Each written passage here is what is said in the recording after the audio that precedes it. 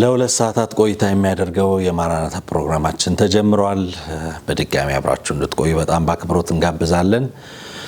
ዓለም በከባድ ነውጥ ውስጥ ባለችበት በዚህ ጊዜ ውስጥ ጌታ ሊመጣ በደጅ እንደሆነ ብዙ ነገሮች ማሳያ በሆኑበት ጊዜ ውስጥ እንግዲህ እኛ ደግሞ ጌታ ረድቶን በጌታ ፊት ሆነን ጌታ ሊመጣ በደጅ ነው እያልን ነው የሁለት ዓመታት ጉዞ ተጠናቆ ወደ ሶስተኛው እየተሻገርን። እግዚአብሔር እድልን ስለሰጠን እጅግ አድርገን እናመሰግናለን። እናንተም ደግሞ ከኛ ጋር ስላላችሁ በተለይ ደግሞ በጸሎት አብራችሁን ለቆማችሁ ሁሉ ልባዊ ምስጋናችን የመነጨ ነው። ተባረኩልን ማለት እንወዳለን። አሜን። እንግዲህ ክብራትና ክብራን የማራናታ ፕሮግራማችን ይቀጥላል። ወደ ግጥም እንለፍ መሰለኝ አይደል? ወደ ቀዳሚ ፕሮግራማችን እናልፋለን። ገጣሚ ገነት ካሳ ሳትሄድ አስብበት የተሰኘ ግጥም ወደ እናንተ ታደርሳለች። አብራችሁ እንድትቆዩ ግጥሙን እንድትከታተሉ በአክብሮት እንጋብዛለን። መልካም ቆይታ ይሆነልን። ሳትሄድ አስብበት ስንት ሰው ገብቶታል፣ ነፍስ ወደ ጌታዋ እንደምትሄድ ያውቃል። ያላወቀ ይወቅ፣ ያወቀም ያሳውቅ፣ አዋጅ አዋጅ ይባል ክተት፣ ያላወቀ እንዲያውቅ ያወቀም ይዘጋጅ። ይህን የተረዳ ያወቀ ብልህ ሰው ፍጻሜውን አውቆ መንገዱን ቀጥሏል። መች ይሆን የምድሩን ጉዞ የጨርሼ ወደ ላይ መሄደው እያለ አምላኩን ናፍቆታል። ይህንን ተረድቶ ያላገናዘበ ሰነፉ ግን ይላል፣ በምድር እያለሁ ልጨፍር ልዝናና፣ እኔ እንኳን ባይኖረኝ ቀምቼ ዘርፌ ተበድሬ ልብላ እያለ ዘመኑን በከንቱ ይፈጃል። ላይኛውንማ ማን ሄዶ አይቶታል እያለ በልቡ ሲያስብ ሲኩራራ፣ ደረቱን ገልብጦ ሲወጣ ሲገባ፣ እንዲያው ሳያስበው ሞት ከተፊልና እንዳሰበው መስሎት ሲመስለው ሊዝናና፣ ወዲያው ይወስደዋል ካላሰበው ሀገር ከዚያኛው ከተማ። ድንገት በጉዞ ላይ እያለ ይሰነፍ ጠየቀው መላኩን ይዞት ሚሄደውን፣ አንተ ደሞ ማነህ? ወዴትስ ነው ደሞ እኔ የሚሄደው እያለ ጠየቀው። መላኩም ነገረው፣ ወዴት እንደምትሄድ እስካሁን ካላወቅ ይህን ያህል እድሜ በምድር እየኖርክ ዛሬ ታየዋለህ መኖሪያ ቤትህን በምድር ላይ ሆነ የገነባኸውን። ሰነፉም ሰው አለ፣ እረ ተሳስተሃል፣ በምድር እያለው ስጨፍር ስዝናና በዛ ነው ያለቀው ዘመኔ በሙሉ እያልኩበት ዘና። መላኩም እኔም ያልኩህ ይህ ነው እያለ ሰነፉን በአግራሞት እያየው፣ ሁለቱም አንድ ላይ ሆነው እየተጓዙ ሰነፉ ሲገረም ሲደነቅ በጉዞ፣ ግራ ቀኝ እያለ ሲያማትር መንገዱን የመንገዱን ውበት ሲያደንቅ በልቡ፣ ገና አድናቆቱን በደንብ ሳያጣጥም መላኩም መልሶ በላንተ እዚሁ ቁም፣ ስምህን ልይልህ ማረፊያ መኖሪያ ቤትህ የት እንደሆን አሁን እንድነግርህ። መላኩም ማየና ስሙን ከመዝገቡ፣ እንግዲህ መኖሪያ ያሁልህ ከግራ እሳትና ዲኑ ከሞላበት ስፍራ። ሰነፉም ሰው አለ ደንግጦ ተጨንቆ፣ እሳትና ዲን ይሆናል ማረፊያ? እባክህ አትቀልድ አሳየኝ ስፍራዬን፣ ቅድም ስንመጣ ሰርተሃል ያልከኝን። መላኩም እኔ አልቀልድም መኖሪያ እዛ ነው፣ በምድር ላይ ሆነህ ዋጋ የከፈልከው ለዚህ ለማይረባ ለእሳት ለዲን ነው። ሰነፉም ደንግጦ ተጨንቆ ተጠቦ ዙሪያውን ሲቃኘው ድንገት ያላሰበው አንድ ነገር ሳበው። ይቅርታ ይቅርታ መልአክ፣ በዚያ በቀኝ ስፍራ ያሉት ብዙ ሰዎች ምን ቢያደርጉ ነው እንዲህ የሚደሰቱት?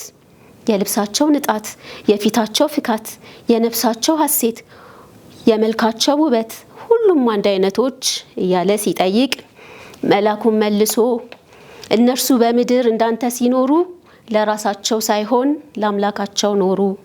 አንተ ስትጨፍር ስትጠጣ ስትደንስ፣ ደግሞ ካንተም ብሶ በእነሱ ስታሾፍ፣ ያንን ሁሉ ችለው ጌታቸውን አምነው የእግዚአብሔር ስጦታ ልጁን ተቀብለው የምድሩን ንቀው ላይኛውን ናፍቀው ይኸው እዚህ መጡ ደስታቸው ሙሉ ነው። ሰነፉም መልሶ እባክህ መልሰኝ ከቀኝ ካለው ስፍራ ከዚያኛው እንድሆን ብሎ ተማጸነው። መላኩም አንድ ሰው ጉዞውን ምድር ላይ ጨርሶ ወደዚህ ከመጣ መመለሻ የለም ዳግመኛ ወደዚያ። እባክህ ጌታዬ አንዴ ፍቀድልኝ ወደ ምድር ሊሂድ የእግዚአብሔር ስጦታ ልጁን ተቀብዬ መልካሙን እንዳደርግ። መላኩም አሁን ዘግይተሃል አልቋል ያንተ ጉዳይ፣ በምድር ላይ ያለህ ነበር ይሄ ነገር፣ ያኔ ቸል ብለህ ሲነግሩ ሳትሰማ ዛሬ ያስከፈለህ ዘላለም መከራ። ሰነፉም ሰው አለ እሺ አንድ ሰው ላክ በምድር ላይ ሚሄድ ለዘመድ አዝማዴ የሚነግራቸው እውነት እንዲሁም ለባልንጀሮቼ ያሳያቸው መንገድ እንደኔ እንዳይሆኑ እዚህ የመጡለት የእግዚአብሔር ስጦታ ልጁን እንዳይገፉት አምነው እንዲድኑ ያሳያቸው መንገድ። መላኩም እነሱ ከሰሙ አላቸው ነጋሪ ቃሉስ መችራቀ ሚሰማው የሚያነበው የሚገልጠው አጣ እንጂ። ስለዚህ በምድር ሁሉ ለሚኖሩ ቃሉና ነቢያት የዳኑ ብዙ አሉ ከዘላለም ጥፋት ራቁ አምልጡ ብለው የሚናገሩ። ሰነፉን በማዘን እጅግ በመጸጸት በምድር ላይ ሆኖ ባሳለፈው ህይወት ጉዞውን ቀጠለ ወደ ዘላለም ሞት ወደ ዘላለም ሞት። የተወደዳችሁ ተመልካቾቻችን የምትከታተሉት የማራናታ ፕሮግራማችንን ነው። ገጣሚዋን ከልብ እናመሰግናለን። በሚቀጥለው ሳምንት ደግሞ የሌሎች የገጣሚያን ስራዎችን እንደ ወትሮ ሁሉ ወደ እናንተ ይዘን የምንቀርብ ይሆናል። እንግዲህ ወደ ዜና ማራናታ እንለፍ። ብዙ ነገር ማራናታ የሚያስበላ ጌታ ወይ አትመጣም። በነገራችን ላይ ሰዎች ሲጨንቃቸው ነው አይደል ማራናታ የሚሉት፣ ግን እንደዛ አይደለም እኮ። ናፍቀን ማራናታ ማለት አለብን ስንጨነቅ፣ እንዲሁም ደግሞ ውጥረቱ ሲበዛ ማራናታ ምንል ከሆነ የሚሰማን አይመስልም። ዓለም በክፉ እንደተያዘች እናውቃለን ይላልና መጽሐፍ ቅዱስ። በክፉ በተያዘች ዓለም ውስጥ ሁል ጊዜ ጌታ እንደሚመጣ መልካምም በሆነውም መልካምም ባልሆነውም ጊዜ የምንናፍቀው ነው የሚሆነው። የሰሞኑ የመካከለኛው ምስራቅ ጦርነት በጣም በከፋ ደረጃ የዓለምን ኢኮኖሚ የዓለምን መልክ እየቀየረ ያለበት ሁኔታ አለ።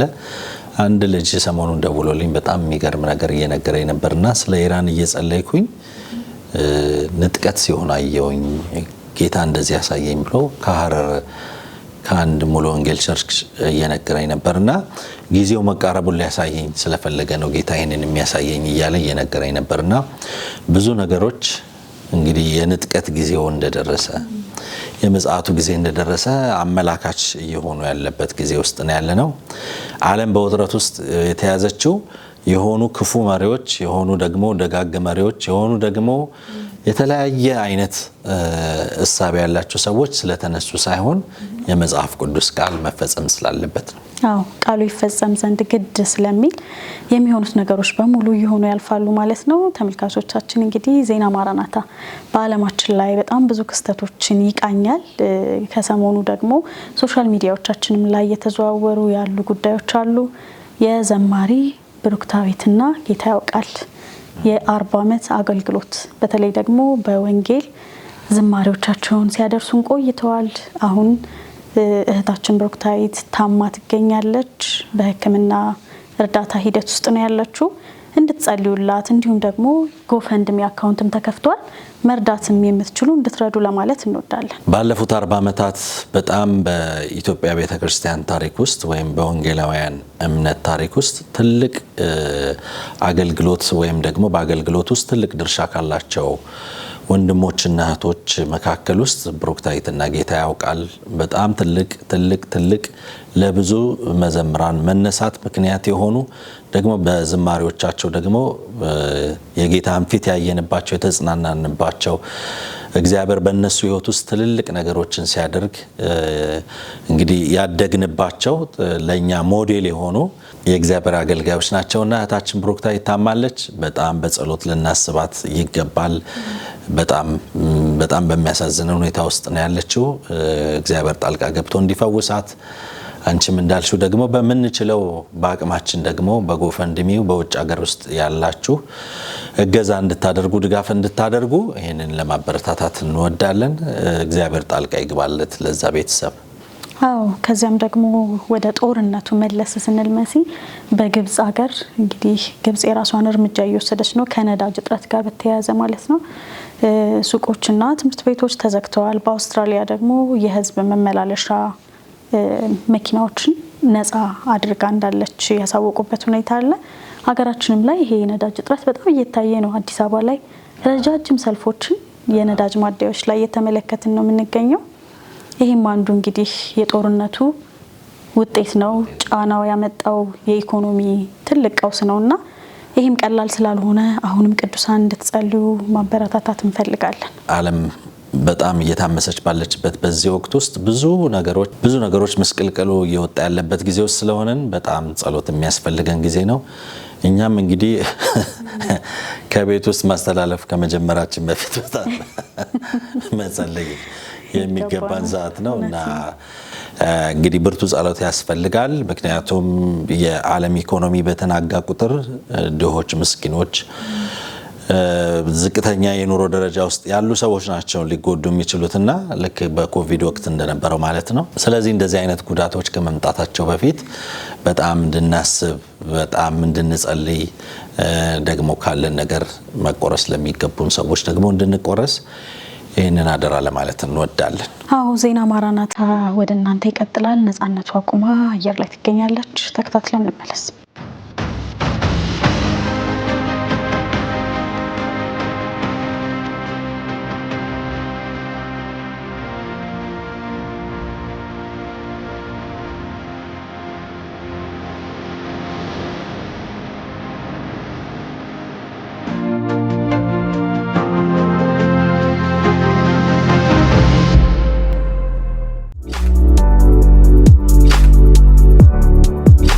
ሰላም ለእናንተ ይሁን። ከተለያዩ ሀገራዊና ዓለም አቀፍ የዜና ምንጮች ያገኘናቸውን መረጃዎች ወደ እናንተ የምናደርስበት የማራናታ የመረጃ ሰዓታችን ነው።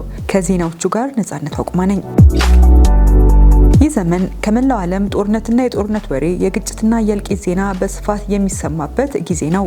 ዓለም ለከፋ የኒውክሌር ስጋት ዝግጁ እንድትሆን የዓለም ጤና ድርጅት ጥሪ ማቅረቡን ይመለከታል። ቀዳሚው ዜና በዓለማችን ላይ እየታየ ያለው የጂኦፖለቲካዊ ውጥረት አሳሳቢ ደረጃ ላይ መድረሱን ተከትሎ የዓለም ጤና ድርጅት WHO ሊከሰቱ ለሚችሉ የኒውክሌር ወይም የራዲዮ አክቲቭ ድንገተኛ አደጋዎች ከፍተኛ የዝግጅት ስራ መጀመሩን አስታውቋል። የድርጅቱ የቀጠና ዳይሬክተር ዶክተር ሃናን ባልኪ እንደገለጹት ተቋሙ በአሁኑ ወቅት የጤና ባለሙያዎችን በማሰልጠን የሕክምና ምላሽ እቅዶችን በማሻሻልና የድንገተኛ ጊዜ ግብዓቶችን በማደራጀት ላይ በትኩረት እየሰራ ይገኛል ብለዋል። የዝግጅቱ ስፋት በኒውክሌር ተቋማት ላይ ከሚደርሱ ድንገተኛ አደጋዎች ጀምሮ እስከ ከፋ የጦርነት ሁኔታዎች ድረስ ያሉትን እጅግ አስከፊ ስጋቶች ታሳቢ ያደረገ ሲሆን ምክንያቱ ደግሞ በሀገራት መካከል ያለው አለመረጋጋትና ወቅታዊ የዓለም ሁኔታ ለማንኛውም ያልተጠበቀ ክስተት አስቀድሞ መዘጋጀትን የግድ ማድረጉ እንደሆነ ተገልጿል። ይህ የዓለም ጤና ድርጅት እርምጃ ዓለም አቀፍ ውጥረቶች በሰው ልጆች ጤና ላይ ሊያመጡ የሚችሉትን ከፍተኛ ስጋት በግልጽ የሚያሳይ ሆኗል። ወደ ቀጣዩ ንለፍ። ዩኒሴፍ በመካከለኛው ምስራቅ ግጭት እየጠነከረ በመምጣቱ የህፃናት ጉዳት እየጨመረ እንደሚሄድ አስጠነቀቀ። ዩናይትድ ስቴትስና የእስራኤል ጦርነት ከኢራን ጋር ባለፈው ወር ከጀመረ ወዲህ በመካከለኛው ምስራቅ ያሉ ህፃናት አስከፊ ጉዳት ገጥሟቸዋል ሲል የዩኒሴፍ ከፍተኛ ባለስልጣን አስጠንቅቀዋል።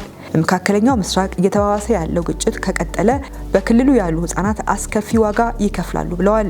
የዩኒሴፍ የሰብአዊ እርምጃና አቅርቦት ስራዎች ምክትል ዋና ዳይሬክተር ቴድ ቻይባን ወደ ሰፊ ወይም ረጅም ግጭት መግባት ለሚሊዮኖች የበለጠ አስከፊ ነው ሲሉ በኒውዮርክ ለጋዜጠኞች ተናግረዋል። ቻይባን እንዳሉት ከ2100 በላይ ህፃናት ተገድለዋል ወይም ቆስለዋል። ከነዚህ መካከል 206 ህፃናት በኢራንና 118 ደግሞ በሊባኖስ ተገድለዋል ብለዋል። በማያቋርጥ የቦምብ ጥቃት የተነሳ በተለያዩ ሀገራት በፍጥነት መፈናቀል እንዳይኖርም አስጠንቅቀዋል። ኢራን ውስጥ የተባበሩት መንግስታት የስደተኞች ኤጀንሲ እስከ 864,000 የሚደርሱ ህፃናትን ጨምሮ 3.2 ሚሊዮን ሰዎች ተፈናቅለዋል ብሏል። 3 አፋጣኝ እርምጃዎች እንዲወሰዱ እየጠየቅን ነው። ጦርነት ማቆም፣ የሲቪሎችና የሲቪል መሰረተ ልማት አውታሮች ጥበቃ ያስፈልጋል ያሉት ቻይባን ሁሉም ወገኖች በዓለም አቀፍ የሰብአዊ ህግ ውስጥ ስላላቸው ግዴታም አስታውሰዋል። ወደ ቀጣዩ ዜና እንለፍ። በተለያዩ ሀገራት ንጉስ አንፈልግም በሚል መሪ ቃል በትራምፕ ላይ ከባድ የተቃውሞ ሰልፍ ተካሄደ። ሰልፈኞቹ በአሜሪካና በአውሮፓ በፕሬዝዳንት ዶናልድ ትራምፕ አስተዳደር ላይ ተቃውሟቸውን አሰምተዋል። በአሜሪካ ብቻ በሁሉም 50 ግዛቶች ከ3000 በላይ የንጉስ አንፈልግም ሰልፎች መካሄዳቸውን አዘጋጆቹ ተናግረዋል። በሰልፎቹ በሚሊዮን የሚቆጠሩ ዜጎች መሳተፋቸውንም አረጋግጠዋል። በተመሳሳይ በአውሮፓ 12 በሚደርሱ ሀገራት የዶናልድ ትራምፕን መንግስት የሚቃወሙ ሰልፎች ሰልፎች የተካሄዱ ሲሆን ለንደን፣ ፓሪስ፣ በርሊንና ሮም ተቃውሞ ከተካሄደባቸው ከተሞች ይጠቀሳሉ። በአሜሪካ ግዛት የወጡት ተቃዋሚዎች በዚህ ሰልፍ ላይ ትራምፕ በ2025 በድጋሚ ወደ ስልጣን ከመጡ በኋላ ያሳዩት የስደተኞች አያያዝና የኑሮ ውድነት ጫና መጨመር እንዳሳሰባቸው ገልጸዋል። በአውሮፓ ከተሞች አደባባይ የወጡ ሰልፈኞች ደግሞ ፕሬዝዳንቱ የሚወስዱት የታሪፍ እርምጃና የኢራን ጦርነት ላይ የያዙትን አቋም ተችተዋል። ወደ ቀጣዩ እንለፍ። አሜሪካ ወደ መካከለኛው ምስራቅ ተጨማሪ ወታደሮች ልትልክ መሆኑ ተሰማ። ፕሬዝዳንት ዶናልድ ትራምፕ ጦርነቱ ሊቆም እንደሚችል የሚያመላክቱ ንግግሮችን እያሰሙ ባሉበት ወቅት ፔንታጎን ወታደሮችን ለማሰማራት መወሰኑ ተገልጿል። 82ኛው የአሜሪካ አየር ኃይል ዲቪዥን አባላት ትዕዛዝ ተላልፎላቸዋልም ተብሏል። ለኢራኑ ጦርነት እንደ አዲስ የሚላኩት ወታደሮች ብዛት በትክክል ባይገለጽም በሺዎች የሚቆጠሩ መሆናቸው ተመልክቷል። ይህ እርምጃ አሜሪካና እስራኤል ከኢራን ጋር የገቡበት ጦርነትን ሊያባብሰው ይችላል የሚል ስጋትን አጭሯል። በሌላ በኩል ደግሞ የጭነት መርከቦች በኢራን የቁጥጥር ቀጠና ውስጥ በሚያልፉበት ወቅት ለማንነት ማረጋገጫና ለጭነት ምርመራ ዝግጁ መሆን እንዳለባቸው ኢራን አሳስባለች። ኢራን በጠላትነት የፈረጀቻቸው ሀገራት በተለይም አሜሪካና እስራኤል እንዲሁም የእነርሱ አጋር የሆኑ ሀገራት መርከቦች በሰርጡ እንዳያልፉ ጥብቅ እገዳ ጥላባቸዋለች። የሀገሪቱ ወታደራዊ አዛዦች ጥቃት ከቀጠለ ሙሉ በሙሉ እንዘጋዋለን የሚል ማስጠንቀቂያም ደጋግመው እያሰሙ ይገኛሉ። አንዳንድ መርከቦች ለደህንነቱ የተጠበቀ መተላለፊያን እስከ $2 ሚሊዮን እንዲከፍሉ እየተጠየቁ መሆኑንም መረጃዎች ያመለክታሉ። እንደ ህንድ፣ ቻይና፣ ፓኪስታንና ጃፓን ያሉ ሀገራት መርከቦች ከቴህራን ጋር በሚያደርጉት ቀጥታ ግንኙነት መተላለፍ መቻላቸውም ተዘግቧል። ለምሳሌ በቅርቡ 2 የህንድ ነዳጅ ጫኝ መርከቦች በተለየ ሁኔታ ማለፍ እንደቻሉም ተነግሯል። የሰርጡ አለመረጋጋት የዓለምን የነዳጅ ዋጋ በከፍተኛ ሁኔታ እንዲያሻቅብና የመርከብ መድን ዋጋ ከ4 እስከ 6 እጥፍ እንዲጨምር በማድረጉ በዓለም አቀፍ ደረጃ ከፍተኛ የኢኮኖሚ ጫናና የኑሮ ውድነትን በማስከተል ላይ ይገኛል። በማድመጥ ላይ ያላችሁት የማራናታ ዝግጅት ዜናዎች ነው። ሜታ ህጻናትን ለወሲብ ድርጊት በማጋለጡ የገንዘብ ቅጣት ተፈረደበት። የፌስቡክና ኢንስታግራም ባለቤት የሆነው ሜታ ህጻናትን ለወሲባዊ ይዘቶች በማጋለጥና ስለ ደህንነት እርምጃዎቹ አሳሳች መረጃ በመስጠት በአሜሪካ የኒው ሜክሲኮ ግዛት ፍርድ ቤት የ$375 ሚሊዮን ቅጣት ተጥሎበታል። በ7 ሳምንታት የፍርድ ቤት ክርክር ወቅት የቀረበው የኩባንያው የውስጥ ሚስጥራዊ ሰነዶች እንደሚያሳዩት ሜታ ህጻናት በመድረኮቹ ላይ ለአደጋ እንደሚጋለጡ እያወቀ ከሰራተኞቹ የሚቀርቡለትን ማስጠንቀቂያ ችላ ማለቱን አቃቢ ህግ አረጋግጧል። የሜታ የውስጥ ጥናት እንደሚያመለክተው በአንድ ሳምንት ውስጥ ብቻ 16% የሚሆኑ የኢንስታግራም ተጠቃሚዎች ያልተፈለጉ የእርቃን ምስሎች ወይም የወሲብ ይዘቶችን እንዲያዩ ያደርጋል ተብሏል። ፍርድ ቤቱ የ$375 ሚሊዮን ቅጣቱን ያሰላው ፈጽሟል በተባሉ በሺዎች የሚቆጠሩ ጥሰቶች ላይ ለእያንዳንዱ እስከ $5,000 የሚያደርስ ቅጣት በመጣል ነው። በማርክ ዙከንበርግ የሚመራው ሜታ በበኩሉ በውሳኔው እንደማይስማማ ገልጾ ይግባኝ እንደሚጠይቅ አሳውቋል። ካናዳ ክርስቲያኖችን ያስቆጣ አዲስ ህግ ማጽደቋ ተሰማ።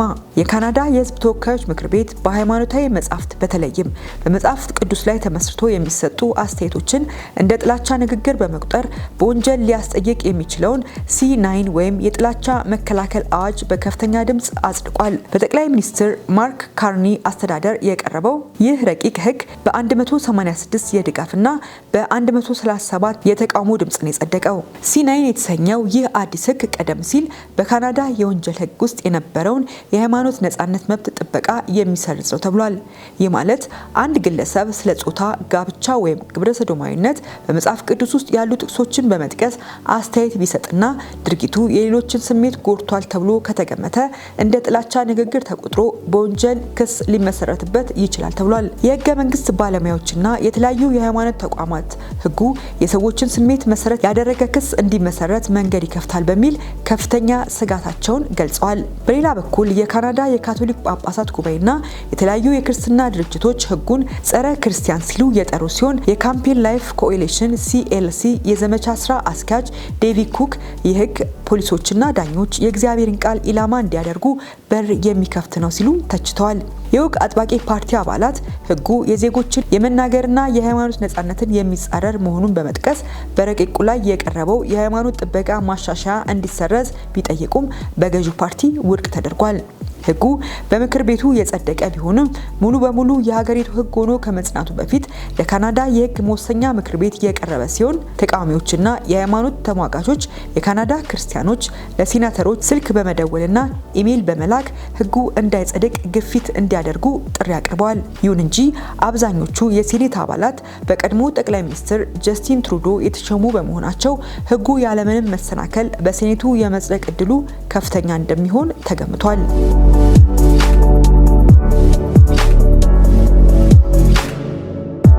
ለዕለቱ የመጨረሻ ወዳደረግነው ዜና እንለፍ። በቴል አቪቭ ሰማይ ላይ የታየው የቁራዎች መንጋ ዓለም በጭንቀት የተመለከተው አስገራሚ ክስተት መሆኑን ይመለከታል። በቅርቡ በመቶዎች የሚቆጠሩ ቁራዎች በቴል አቪቭ ከተማ ሰማይ ላይ በብዛት ሲያንዣብቡ የሚያሳየው በማህበራዊ ሚዲያ በተለይም በኤክስ ላይ በስፋት የተሰራጨው ቪዲዮ በነዋሪዎችና በተመልካቾች ዘንድ ከፍተኛ ድንጋጤና መላምቶችን ፈጥሯል። ቪዲዮውን ያጋሩ በርካታ ሰዎች ክስተቱን ከመጽሐፍ ቅዱሳዊ የትንቢት መገለጫዎች ጋር ያያያዙት ሲሆን በተለይም ከጦርነትና ከጥፋት በኋላ የሚመጡ አሞራዎችን ከሚገልጹ የትንቢት ቃላት ጋር በማመሳሰል ይህ የቁራዎች መንጋ የጥፋት ምልክት ነው የሚሉ ወገኖች ተበራክተዋል። ይሁን እንጂ የአዕዋፍ ተመራማሪዎችና ሳይንቲስቶች ሌላ መላምት ያቀረቡ ሲሆን እንደ ባለሙያዎቹ ገለጻ ከሆነ ክስተቱ ከጦርነት ምልክት ይልቅ አሁን ካለው ወቅታዊ የአዕዋፍ ስደት ወይም ማይግሬሽን ጋር የተያያዘ ሊሆን ይችላል ብለዋል። በመጋቢት ወር አጋማሽ ላይ በሚሊዮን የሚቆጠሩ አዕዋፍት በእስራኤል በኩል አድርገው ስለሚሰደዱ ይህ የታየው መንጋ የተለመደ ተፈጥሯዊ ሂደት ሊሆን እንደሚችል ባለሙያዎቹ ቢጠቁሙም አነጋጋሪነቱ ግን ቀጥሏል። ይህ ቪዲዮ በስፋት መሰራጨት የጀመረው በየካቲት 21 ዋሽንግተንና ቴል አቪቭ በኢራን ላይ ካካሄዱት ቅድመ ጥቃት በኋላ በቴህራንና በእስራኤል መካከል ያለው ጦርነት በከረረበት ወቅት መሆኑ ለጉዳዩ ከፍተኛ ትኩረት እንዲሰጠው አድርጓል። ለዕለቱ ያዘጋጀንላችሁ ከተለያዩ ዓለም አቀፍ መገናኛ ብዙሃን ያሰባሰብናቸው የማራናታ ዝግጅት ዜናዎች እነዚህ ነበሩ። ከቀሪዎቹ የማራናታ ፕሮግራም ዝግጅቶች ጋር መልካም ቆይታ ይሁንላችሁ። ሰላም ለእናንተ ይሁን።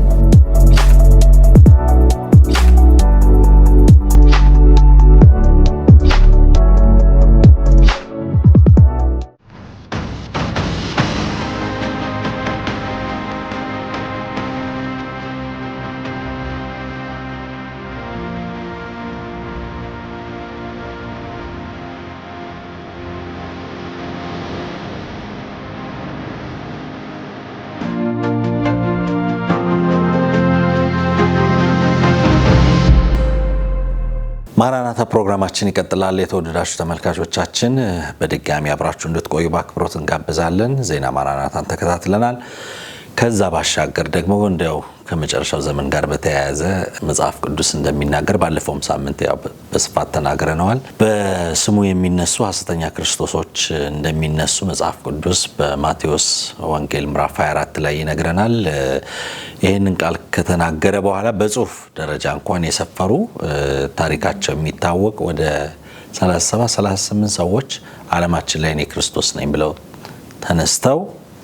ተነስተው ግን እንደተነሱ ያልቀጠሉ የት እንዳሉ የማይታወቁ የጠፉ የሞቱ ክብራቸውን የነበራቸውን ትልልቅ ጸጋም ጭምር በዚህ ምክንያት ያጡ ብዙ አይነት ነገር በህይወታቸው ውስጥ የደረሰባቸው ምስቅልቅል ባለ ነገር ውስጥ እንዲያልፉ የሆኑ የትንቢቱ ቃል መፈጸሚያ የሆኑ ብዙ የዓለማችን ሰዎች አልፈዋል። ወደፊትም እንደዚህ እኛ ክርስቶስ ነን የሚሉ ሐሰተኛ ክርስቶሶች መነሳታቸው የማይቀር ነው። ቃሉ ሊፈጸም ግድ ስለሆነ እንግዲህ እኛም ከዚያ ተጠብቀን መኖር እንዳለብን ለማስተማር ምን አይነት ባህሪ እንዳላቸውም ለማሳየት ይህንን ዶክመንተሪ አዘጋጅተንላችኋል። የሚገርም መሲ ከዚህ በፊት ማራናታ ፕሮግራምም ላይ እንደተሰራ እየነገርከኝ ነበር። በኬንያ ውስጥ አንድ ፓስተር አለ ፖል ይባላልና በ2023 ኤፕሪል አካባቢ ላይ የሚመራቸውን ህዝቦች ምን ይላቸዋል? ተነሱና ከእግዚአብሔር ጋር ለመገናኘት ጫካ እንግባ፣ መብላት አቁሙ ብሎ ይዟቸው ጫካ ይገባልና ከዚያ የጠፉት ሰዎች ፖሊስ ሲመረምር የት ያገኛቸዋል? ጫካ ውስጥ። አንዳንዶቹ እንዲሁም ተቀብረው ሞተው ማለት ነው፣ ህይወታቸው አልፎ በምግብ እጥረት እና በጣም በሚያሳዝን ሁኔታ እንደዚህ አይነት ብዙ አሳቾች በዓለማችን ላይ ተነስተዋል። የሰዎችን ሕይወት እስከ መቅጠፍ የደረሰ ብዙ ታሪኮችን አንብበናል አይተናልና ይሄ በጣም አሳዛኝ ነገር ነው። ራሳችንን መጠበቅ የሚገባን እንግዲህ በክፍል 1 ላይ እንደተከታተላችሁት የእግዚአብሔርን ቃል በመመርመር በማንበብ በመጸለይ እኛ ራሳችንን መጠበቅ ይኖርብናል ማለት ነው። ሰይጣን ሁሌም ቢሆን የራሱ ምንም ነገር የለውም። አስመሳይ ነው፣ ውሸታም ነውና ክርስቶስን መስሎ ነው የሚመጣው። ስለዚህ ላለመሳት እኛ የራሳችንን እርምጃ መውሰድ አለብን። ክፍል 1 በባለፈው ሳምንት ቀርቦ ነበር። ክፍል 2 ስለ ሐሰተኛው ክርስቶስ የምናቀርበው ፕሮግራም ወደ እናንተ ይደርሳል። መልካም ጊዜ።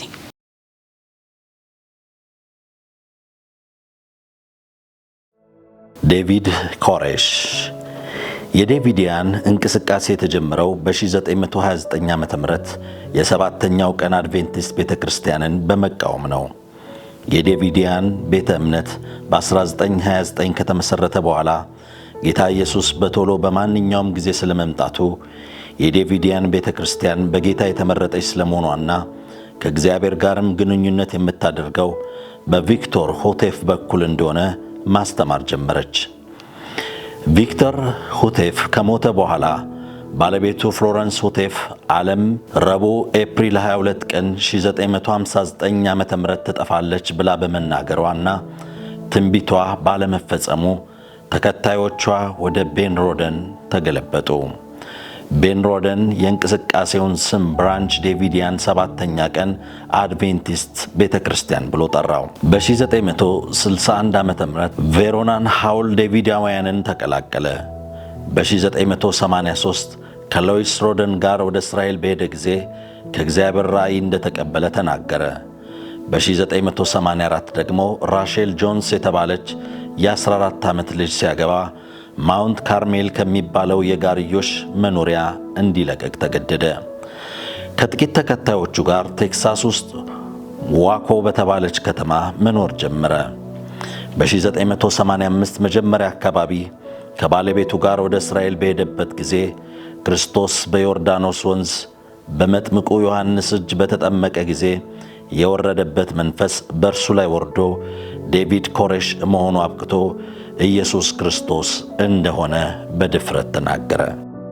በ1985 ኑሮውን በዛው በቴክሳስ ክፍለ ሀገር ፓለስታይን በተባለ ከተማ አድርጎ ከጥቂት የዴቪዳውያን አባላት ጋር መኖር ጀመረ። ሁለተኛም ሚስት አገባ። እናም በ1986 ዓ.ም ሶስተኛ ሚስቱን ካረን ዶይል ወይም የ14 ዓመት ልጅና አራተኛ ሚስቱን ሚሼል ጆንሰን የ12 ዓመት ልጅ አገባ። በቀጣዩ ዓመት አምስተኛ ሚስቱን ዳና ኦኮሜትን የ17 ዓመት ልጅ አገባ። ከጆርጅ ሮደን ጋር የነበራቸው ባላንጣነት እስከ ተኩስ ልውውጥና በፍርድ ቤት እስከ መካሰስ አደረሳቸው። ከዚያም በ1990 ዓ.ም ቬርኖን ሃውል ስሞን ዴቪድ ኮሬሽ በመባል ስሙን ቀየረው። ኮሬሽ በስብከቱ ኮሬሽ የሚለው ስም በዕብራይስጥ ቂሮስ ማለት እንደሆነ እንዲሁም ሞት ማለትም እንደሆነ ይናገር ነበር። ብራንች ዴቪዳውያን ዴቪድ ኮሬሽ ሁለተኛ የሚመጣው ኢየሱስ እንደሆነ ከማመን አልፈው እርሱ የሚናገረው ነገር ሁሉ ከመጽሐፍ ቅዱስ ጋር እኩል እንደሆነ ተቀበሉ። ዴቪድ ኮሬሽ በዮሐንስ ራእይ መጽሐፍ ላይ የተዘረዘሩትን 7ቱን ማኅተሞች መክፈትና መፍታት የሚችለው በግ እርሱ እንደሆነ ተናገረ። ሁለተኛው ማኅተም ዴቪዳውያን ኢላማ የሚሆኑበት በ1995 የሚካሄደውን ጦርነት እንደሆነ አስተማረ። ሦስተኛው ማኅተም ዴቪዳውያን ዓለምን ለማታለል የሚሰጣቸው ጸጋ ሲሆን፣ አራተኛው ዴቪዳውያን ጠላቶቻችሁ የሆኑትን ባቢሎንን እና አውሬውን ለመግደል የሚሰጣቸው ችሎታ ነው። አውሬውም የአሜሪካን መንግሥት ነው። የአምስተኛው ማኅተም መገለጥ ዴቪዳውያን ከእምነታቸው የተነሳ የአሜሪካ መንግሥት በታንክ ተደግፎ የሚያደርስባቸው ጥቃት ሲሆን ለሚጋረጥባቸው አደጋ አጸፋ ለመስጠት በመጽሐፍ ቅዱስ ጥናት ክፍለ ጊዜ መሳሪያ የመፍታት የመግጠምና የመተኮስ ሥልጠና ተሰጣቸው። በጦርነቱ ቢሸነፉም በትንሣኤ ጊዜ ተነስተው ዓለምን እንደሚመሩ ያምኑ ነበር። ከዚህ በተጨማሪ በዴቪዳውያን ትምህርት አንድ ሰው አደጋ ውስጥ ከገባ በኋላ በሕይወት የመትረፉ ዕድል አነስተኛ ከሆነ ራሱን ማጥፋት ይፈቀድለታል። በኮሬሽ አስተምሮ መሠረት ስድስተኛውን ማኅተም የእርሱ በክብር ቅዱሳንን ለመታደግና ክፉዎችን ለማጥፋት ሊቀ መልአኩን ሚካኤልን ሆኖ ወደ ምድር መመለሱ ነው። በዚህ ምክንያትም በራእይ ምዕራፍ 19 ፍጻሜን ያገኛል። ዴቪዳውያን ለ51 ቀናት ከፌዴራል ኃይሉ ጋር በተፋጠጡበት ጊዜ ሴቶች ራሳቸውን እንዲያጠፉ፣ ወንዶች ዳግም እርስ በርስ በመጣመር እንዲገዳደሉ ትእዛዝ ተሰጥቷቸው ነበር። የእምነቱ አባላት ወደ ፖሊስ መተኮስ ጀመሩ። ዓላማቸው ፖሊሶቹ ወደ እነርሱ ተኩሰው እንዲገድሏቸው ነበር። ዴቪድ ኮሬሽ እንዳስተማረው የእርሱ ተከታዮች ወደ ሰማይ የሚሄዱበት በእሳት እንደሆነ ያስተምር ነበር። ራሳቸውን ለመከላከል የሕንፃውን ዙሪያ በእሳት ያያይዙለት ወይም እንዳስተምሮ ወደ ሰማይ ለመሄድ ቤቱን ያቃጥሉት ዘንድ ግልጽ ባይሆንም ሕንፃው ግን በእሳት ተያያዘ። በመጨረሻም ከ51 ቀናት ከበባ በኋላ በኤፕሪል 19 ቀን 1993 ዓ.ም የፌዴራል መንግሥት በታንክና በአስለቃሽ ጋዝ የታገዘ እርምጃ ወስዶ 76 የብራንች ዴቪዳውያን አባላት ተገደሉ። ከእነዚህ ውስጥ ደግሞ አንዱ ዴቪድ ኮሬሽ ነበር። ኤንሪ ክሪስቶ በ1948 ዓ.ም ብራዚል ውስጥ ከሚኖሩ ጀርመናውያን ዝርያ ካላቸው ቤተሰቦች የተገኘ ሲሆን ይህ ግለሰብ በ1979 ዓ.ም በቺሊ ዋና ከተማ ሳንቲያጎ መለኮታዊ ድምፅ እንደሰማ እንዲሁም እርሱ ራሱ ከ2000 ዓመታት በፊት በመስቀል የተሰቀለው ኢየሱስ ክርስቶስ እንደሆነ በማመን ስሙን ወደ ኤንሪ ክርስቶስ ለወጠ።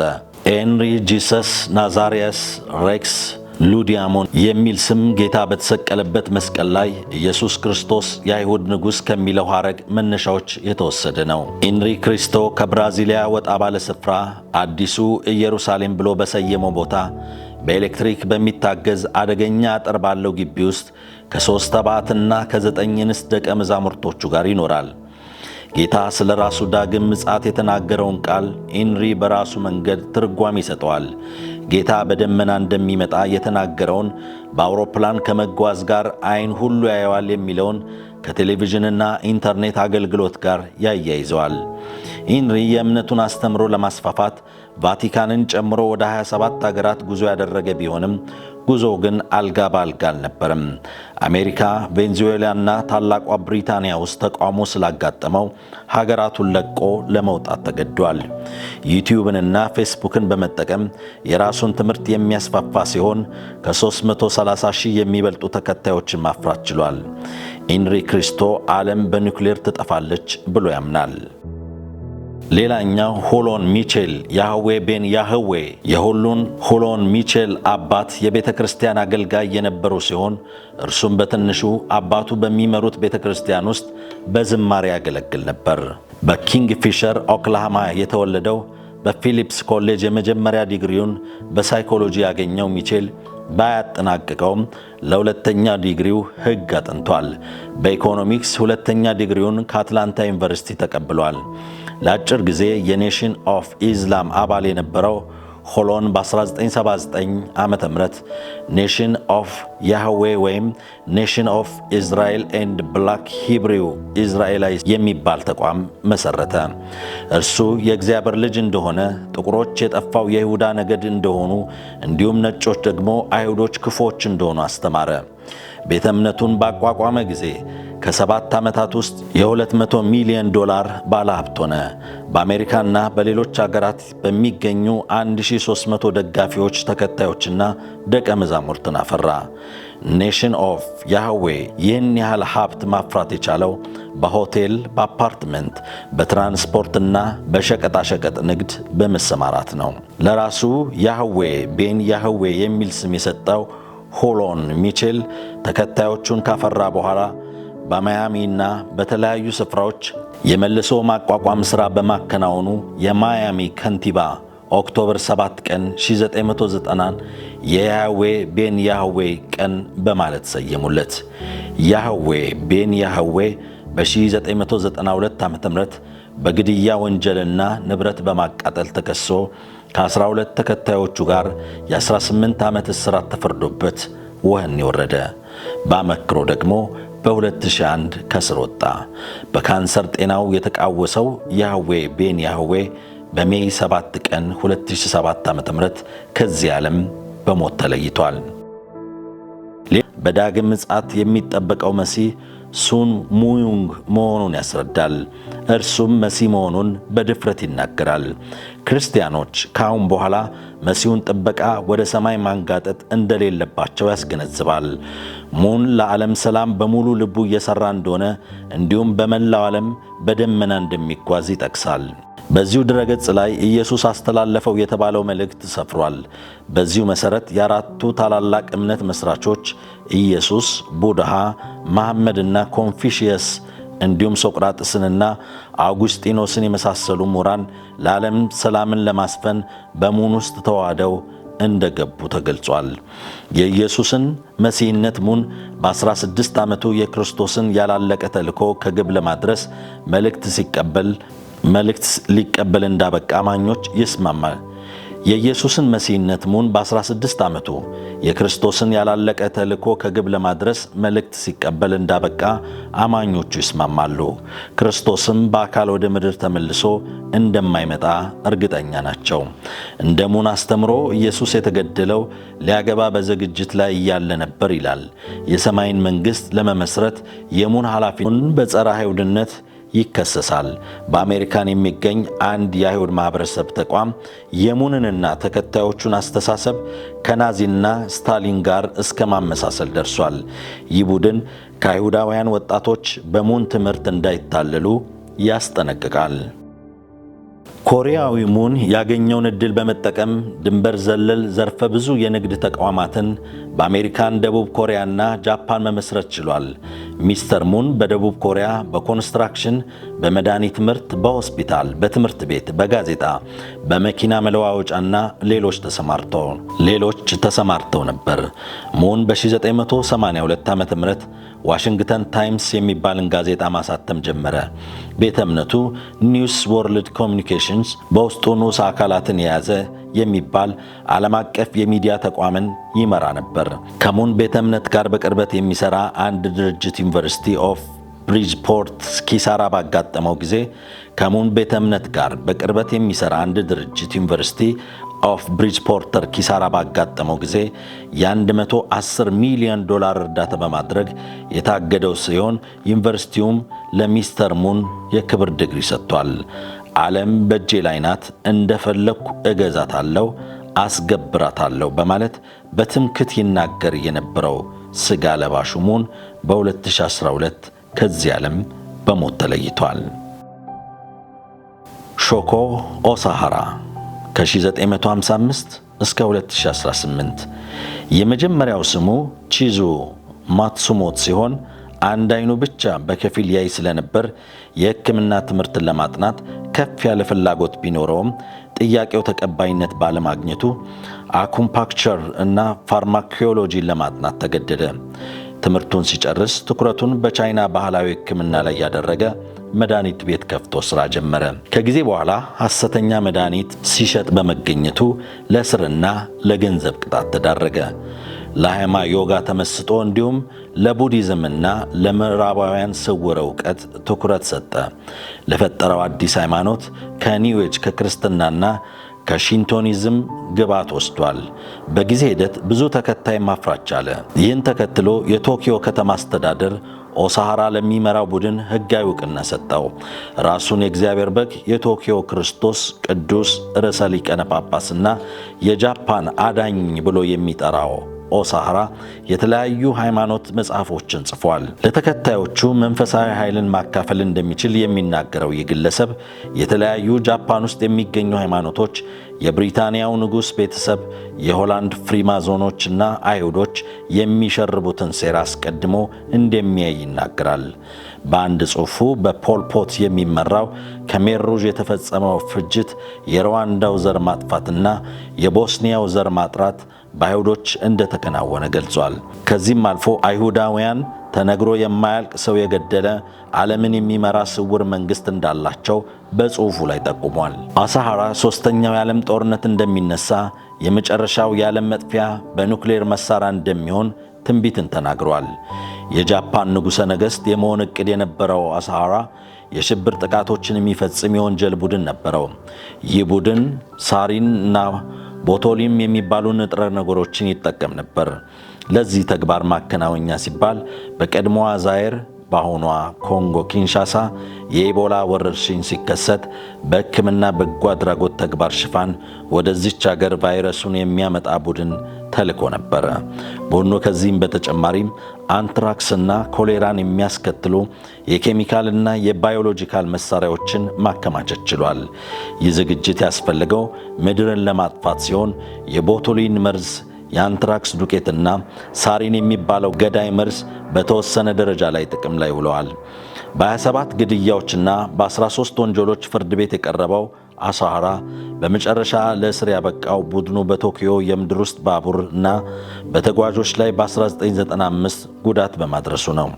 በዚህ ጉዳት 13 ሰዎች ሲሞቱ 5800 ሰዎች ላይ ደግሞ ጉዳት ደርሶባቸዋል። የፍርድ ሂደቱ ረዥም ጊዜ ወስዶ የሞት ውሳኔው ለተወሰነ ጊዜ ዘግይቶ በመጨረሻም በጁላይ 6 ቀን 2018 ዓ.ም የስቅላት ፍርድ ተፈጽሞበታል።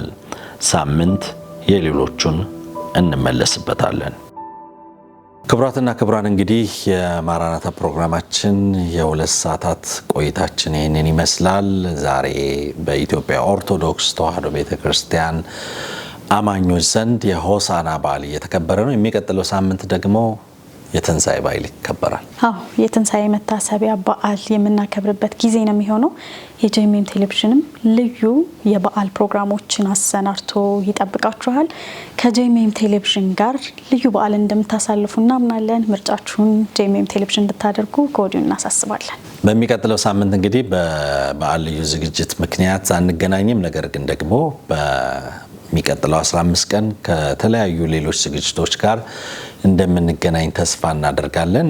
በተረፈ አብራችሁን ስለቆያችሁ ደግሞ በጣም ከልብ እናመሰግናለን። የእግዚአብሔር ስም የተባረከ ይሁን። እግዚአብሔር በድጋሚ እድልን ሰጥቶን በዚህ ሁኔታ ከእናንተ ጋር ቆይታ እንድናደርግ ስለፈቀደልን እግዚአብሔርን እጅግ አድርገን እናመሰግናለን። በተለያየ ቦታ ሆናችሁ ስለዚህ አገልግሎት የምትተጉ የምትጸልዩ፣ ከጎናችን በምክር እንዲሁም ደግሞ በተለያየ ነገር አብራችሁ ለነበራችሁ ሁሉ እጅግ አድርገን እናመሰግናለን። ጌታ ይፈቅድና ብንኖር የዳግማ ትንሣኤ ቀን ማራናታ ፕሮግራም ከእናንተ ጋር ቆይታ የሚያደርግ ነው የሚሆነው። እስከዚያው መልካም ጊዜ እንዲሆንላችሁ እንመኛለን። ሰላም።